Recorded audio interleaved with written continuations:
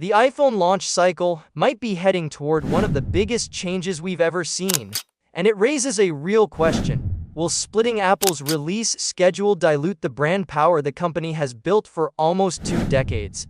For years, we've all been used to one clear pattern: leaks in the summer, rumors everywhere, and then the big explosion of excitement in September when Apple drops the entire new iPhone lineup at once. It's been a tradition, almost a ritual, not just for Apple fans but for the whole tech world.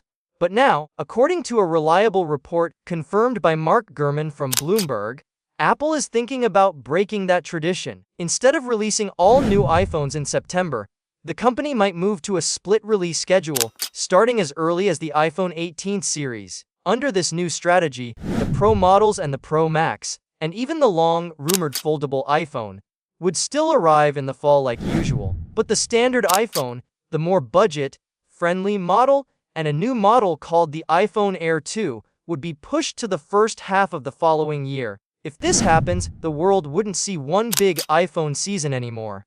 Instead, we get 2 cycles every 12 months. It's a bold move, and it would definitely change the way people anticipate iPhone launches. And that brings us to the big question: why change something that has worked so well for so long? The answer comes down to one word: competition. Apple's strongest competitor, Samsung, always begins the year with its Galaxy S flagships. Those phones hit the market early, set the tone for the tech conversation, and often grab a lot of consumer attention before Apple even starts warming up for fall.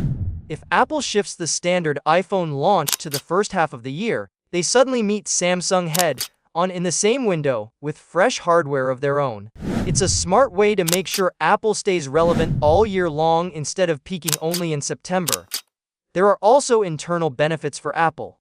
Splitting the launches helps reduce pressure on manufacturing and supply chains. It spreads out revenue more evenly, which is something investors always love. And for the company, keeping the conversation going throughout the year means staying in the spotlight longer. But this move also comes with risks. The September iPhone event has always been more than just a product launch. It's been a cultural moment, a global tech holiday. When all the phones drop at once, it creates a massive surge of excitement and attention. Splitting that into 2 separate releases could dilute that energy. Instead of one big moment that dominates headlines, we get 2 smaller moments. The hype becomes scattered rather than explosive. For consumers, this might also get confusing. Now buyers will be asking themselves, do I buy the Pro in September or wait 6 months for the standard model with the newest chip? Should I wait for the iPhone Air? Does the early year release mean the September models are better, or is it the other way around? The clean, simple rhythm of iPhone season suddenly becomes a puzzle. And yes, this could affect the prestige. The iPhone has always felt like an event, something that stands above the rest of the industry. If Apple moves to a more ordinary release schedule, one that looks more like what other companies already do, the brand might lose a bit of that special aura. Still, when you look at this from Apple's perspective, it's a strategic master move. The smartphone market isn't the same as it used to be. Competition is tougher, innovation is slower, and brands are constantly fighting for visibility. Apple isn't just thinking about hype, they're thinking about long-term dominance. By stretching out their releases, they keep the conversation going. They hit Samsung where it hurts. They gain more flexibility with manufacturing, and they potentially increase sales by being present in more buying windows.